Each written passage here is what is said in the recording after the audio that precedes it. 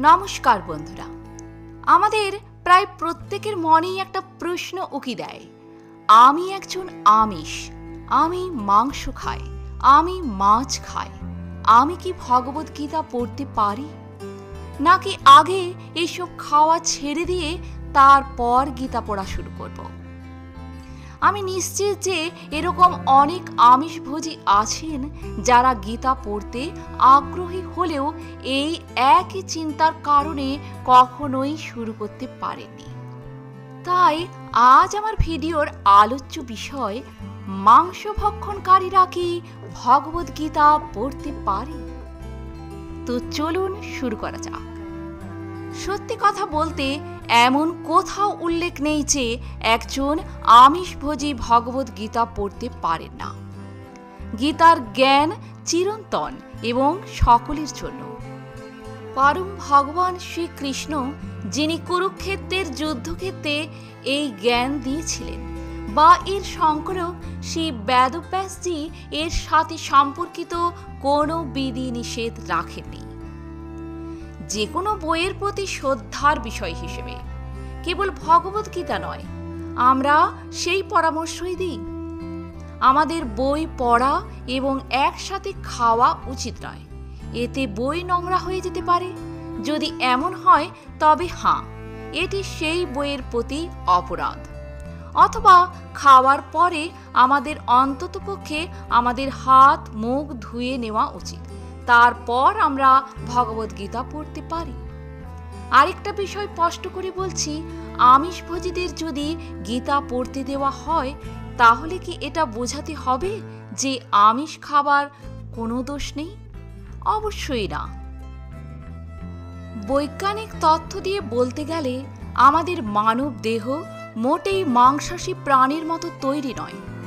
মুখ থেকে কোলন পর্যন্ত আমাদের সম্পূর্ণ পরিপাকতন্ত্র তৃণভোজী প্রাণীর মতো। যদি আমরা মাংস খাই, আমাদের পরিপাকতন্ত্রকে হজম করার জন্য প্রচুর চাপ দেওয়া হয়। নাম্বার 2, কোলেস্টেরল বেড়ে যাওয়ায় আমাদের হার্ট অ্যাটাকের প্রবণতা বেশি হয়ে যায়।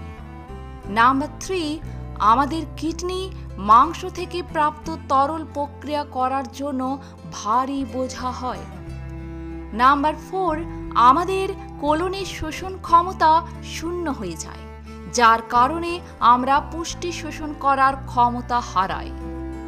নাম্বার 5, এছাড়াও কোলনে জমে থাকা মাংস এতটাই ক্ষয় হয়ে যায় যে এটি কার্সিনোজেনিক হয়ে ওঠে। এটি মানুষের ক্যান্সারের প্রধান কারণ। প্রতি 4 জন ক্যান্সার রোগীর মধ্যে 3 জন মাংস ভক্ষক। এছাড়াও ভগবদ গীতা জুড়ে সত্ত্বগুণ বিকাশের গুরুত্ব তুলে ধরা হয়েছে। ভগবান শ্রীকৃষ্ণ স্বয়ং 6 নম্বর শ্লোকের 17 নম্বর পংক্তিতে বলেছেন, যুক্তাহার বিহারস্য যুক্ত চেষ্টস্য কর্মসু যুক্তস্য পবনবোধস্য যোগা ভবতি দুঃখহা। অর্থাৎ যিনি তার খাওয়া, ঘুম, বিনোদন এবং কাজের অভ্যাসের মধ্যে নিয়ন্ত্রিত হন, তিনি যোগ ব্যায়াম অনুশীলনের মাধ্যমে সমস্ত বৈষয়িক ব্যথা প্রশমিত করতে পারেন। আর সত্ত্বগুণ চাষের এই প্রক্রিয়ায় আমাদের খাদ্যাভ্যাস গুরুত্বপূর্ণ ভূমিকা পালন করে।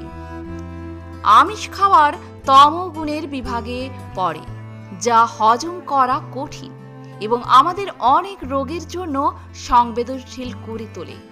তাই আমরা যদি আধ্যাত্মিকভাবে এগিয়ে যেতে চাই, তবে শুধুমাত্র নিরামিষ খাবারের উপর নির্ভর করাই উত্তম। প্রকৃতপক্ষে এমন খাবার রয়েছে যা নিরামিষের চেয়েও বেশি উন্নত। তো বন্ধুরা, আশা করি আপনাদের মনের প্রশ্নের উত্তর পেয়ে গেছেন। আজ এ পর্যন্তই। ভালো লাগলে একটা লাইক অবশ্যই করে যাবেন। আর আপনি যদি নতুন এসে থাকেন আমার চ্যানেলটিকে সাবস্ক্রাইব করে পাশে থাকবেন। ধন্যবাদ।